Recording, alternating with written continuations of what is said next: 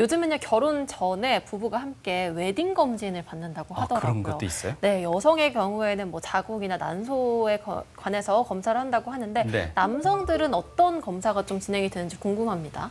네, 웨딩 검진 같은 경우에는 기본적으로 소변 검사를 제일 먼저 합니다. 본인들도 모르고 있는 세균들이 생식기에 감염되어 있는 경우가 생각보다 많습니다. 요즘은 정상적인 커플 사이에서도 왔다 갔다 할 수 있는 그런 균들도 있고, 그런 균들이 있다면 일반적인 세균이 우리 몸에 잘 침투할 수 있는 그런 환경을 만들어주기도 하기 때문에 그런 어떤 세균적인 측면에 문제가 없는지를 확인을 하게 되고요. 두 번째로는 정자 검사를 실제로 하시는 분들도 꽤 있습니다. 정자 검사를 해서 정자 상태는 어떤지, 수는 어떤지, 문제는 없는지 확인을 하게 되고요. 만약에 생활적인 어떤 코치가 필요하면 거기에 대해서 상담을 받게 되죠. 그리고 그 다음으로는 이제 아까 말씀드린 정계정맥류나 아니면 고환의 크기, 구조적인 문제는 없는지를 확인하기 위해서 구조 이상을 확인하기 위한 초음파 검사 같은 거를 확인할 수가 있습니다. 그래서 초음파 검사에서 큰 문제가 없고 정자 상태에 큰 문제가 없고 호르몬에 큰 문제가 없다. 그렇다면 이제 괜찮습니다. 이렇게 결론이 나는 거죠. 네. 그런데 그렇게 1번, 2번에 해당되는 그런 검사를 하시고 나서 결혼을 하셨는데 또 계획처럼 아이가 빨리 생기지 않는다면 아까 말씀드린 것처럼 6개월 이상 시도를 했는데 아이가 생기지 않는다.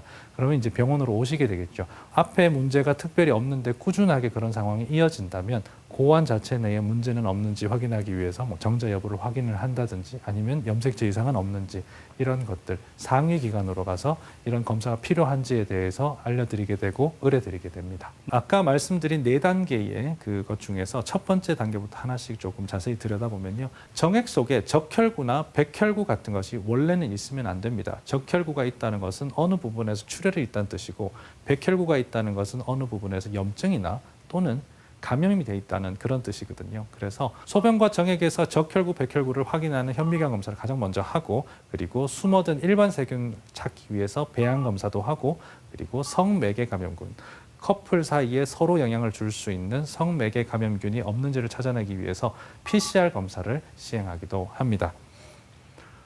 다음으로 호르몬 이상이 있는지를 확인하기 위해서 우리가 피검사를 하게 되는데요. 사실은 젊은 나이의 분들 같은 경우에는 남성 호르몬이 떨어질 일이 별로 없기 때문에 남성 호르몬 검사가 꼭 필요한가 이렇게 질문하시는 분들도 있는데 남성 호르몬이 생각보다 낮은 분들이 많습니다. 그러니까 아이를 가지기 위해서 노력을 하는 30대, 40대 분들 중에서 정상 수치를 3에서 8 사이로 보는데요. 우리가 검사를 해보면 1.8, 3.2 이렇게 낮게 유지되는 사람들도 꽤 있기 때문에 저희가 남성 호르몬 검사를 권유를 하는 편입니다. 남성 호르몬이 낮긴 하지만 정상 범위 근처라면 수면이 부족하거나 스트레스 환경에 놓여 있는 것을 우리가 짐작할 수가 있고요. 호르몬 감소가 심각하면서 고환의 크기가 상당히 줄어 있다면 아니면 원래부터 작은 분이었다면 염색체나 고환 기능 장애 같은 것들도 의심할 수가 있습니다. 자, 다음으로는 구조 이상 확인하기 위해서 고환 초음파 검사를 하게 되는데 고환 초음파 검사를 통해서 아까 설명드린 정계정맥류를 확인하기도 하고요. 그리고 고환이 만약에 한쪽이 없다면 위쪽에 숨어 있는 정류고환 같은 것들을 찾는 작업을 하기도 합니다.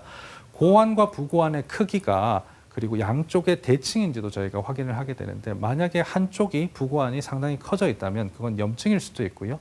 올라가는 길이 막혀서 정액이 정체되어 있는 걸 수도 있어서 저 위에 어딘가가 막히진 않았을까 우리가 의심하는 그런 검사가 될 수도 있습니다.